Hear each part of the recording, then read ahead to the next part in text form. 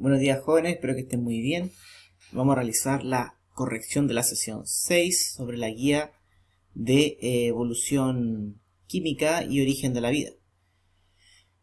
Como vimos, en esta guía se habla sobre el origen de las primeras moléculas orgánicas a partir de las inorgánicas y cómo se habría dado origen a la vida de una forma.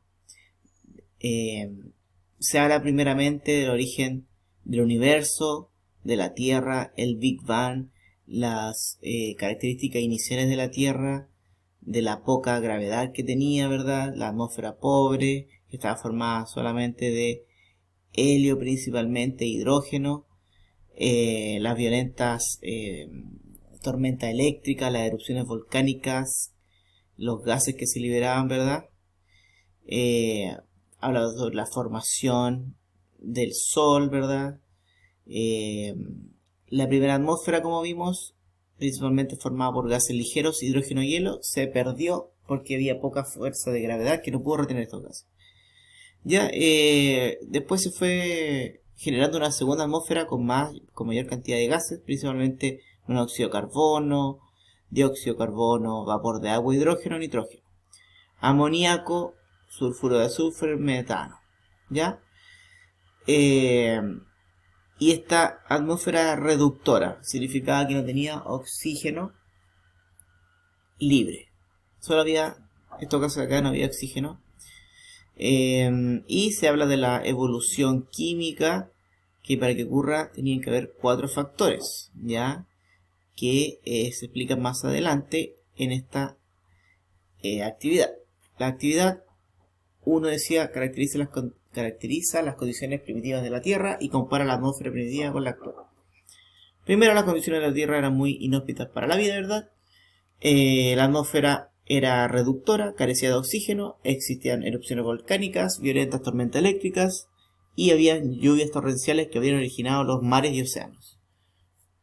Como les dije, la atmósfera primitiva no tenía oxígeno, tenía gran cantidad de helio e hidrógeno y se habría perdido. La segunda atmósfera, como les dije, tenía esta gran cantidad de gases que se mantuvieron. Y en comparación con la atmósfera actual, que tiene gran cantidad de nitrógeno principalmente y oxígeno. También se encuentra vapor de agua, hidrógeno y distintos gases. La diferencia principal es la cantidad de oxígeno, que es mayor que la anterior, y que el gas principal es el nitrógeno. Dentro de los requisitos para la evolución química tenemos 4. Primero, tiene que haber no tiene que haber oxígeno libre. ¿Por qué? Porque para que existiera evolución orgánica, estas moléculas tenían que tener un ambiente que fuera propicio para poder subsistir, por decirlo así, y el oxígeno es tóxico para las moléculas orgánicas porque las degrada, las oxida, por lo cual no tenía que haber oxígeno.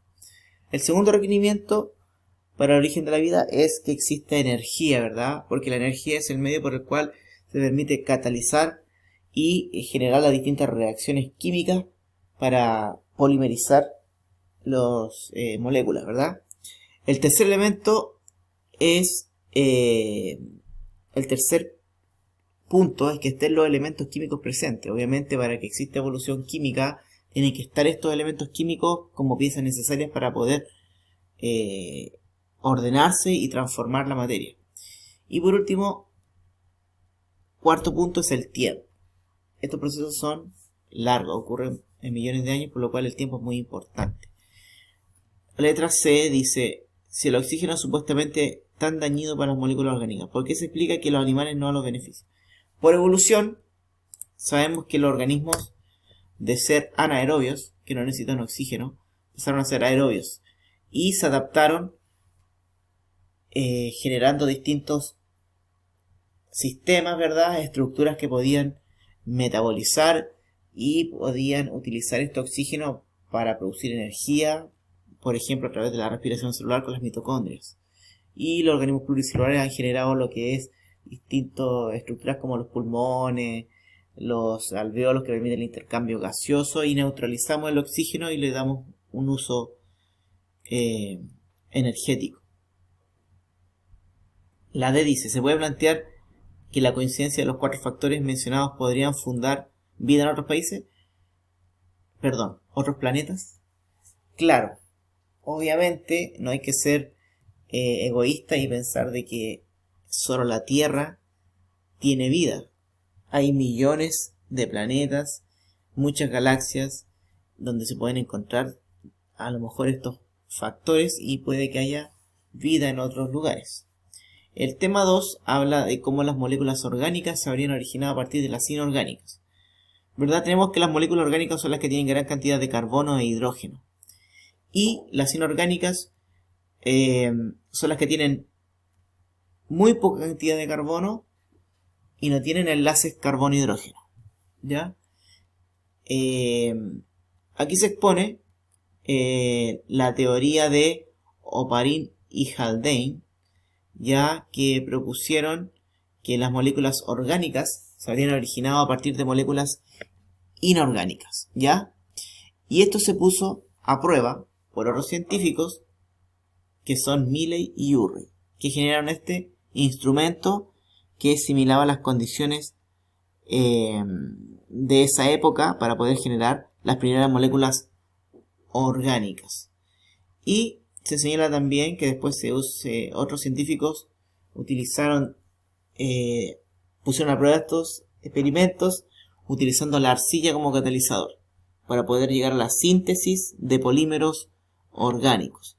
Y vamos a la actividad. Dice, ¿por qué la evolución se preocupa del origen de la molécula orgánica? Obviamente se tiene que preocupar de las moléculas orgánicas porque las moléculas orgánicas son la base para poder llegar a formar más adelante las primeras células y generar vida. Sin las moléculas orgánicas no podríamos tener vida porque son los ladrillos para poder formar las primeras células.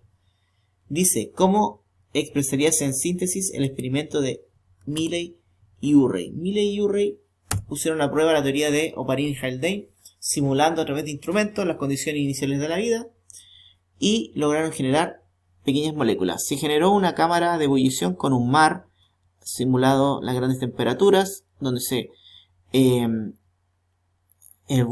generó gases que pasaron a ser expuestos a tormentas eléctricas y estos gases después se fueron enfriando, condensando para obtener primero algunos monómeros orgánicos. Dice, ¿por qué no se considera aceptable el proceso de polimerización propuesto por Oparin? Oparin tenía un error y él señalaba de que la polimerización había ocurrido bajo agua. Y ocurre de que las reacciones de polimerización químicamente liberan agua. Entonces es poco probable que una reacción que libere agua ocurra dentro del agua. Además, en ese lugar no hay enzimas necesarias disponibles para catalizar estos procesos. Y por último dice por qué la arcilla es tan importante, fundamenta. Ya el texto señala que la arcilla es un sitio favorable para la polimerización, la unión de monómeros para formar moléculas más grandes, porque contiene iones, hierro y zinc, que pueden actuar como catalizadores ayudando y acelerando las reacciones.